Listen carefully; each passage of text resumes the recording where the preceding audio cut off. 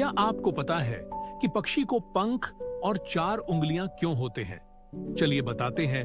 पक्षियों के शरीर पर पंख होते हैं जो उन्हें उड़ने में मदद करते हैं। हालांकि कुछ पक्षी जैसे कि एमू और ऑस्ट्रिच उड़ नहीं सकते हैं।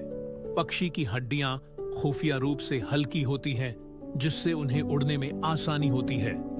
पक्षियों के पैरों में 4 अंगुलियां होती हैं, जिनमें से एक अंगुली पीछे की ओर होती है, जो शाखाओं पर पकड़ बनाने में मदद करती है। कुछ पक्षी लंबी दूरी तक उड़ सकते हैं, जैसे कि स्वालो और व्हाइट हॉक जैसे पक्षी हजारों किलोमीटर की दूरी तय कर सकते हैं। पक्षी जैसे कि तोता मानव शब्दों को दोहराने और समझने की क्षमता रखते हैं। कुछ पक्षी जैसे उल्लू रात के समय शिकार करते हैं और दिन में सोते हैं। अगर आपको ये वीडियो अच्छी लगी हो तो हमारे चैनल को अभी सब्सक्राइब करें। धन्यवाद।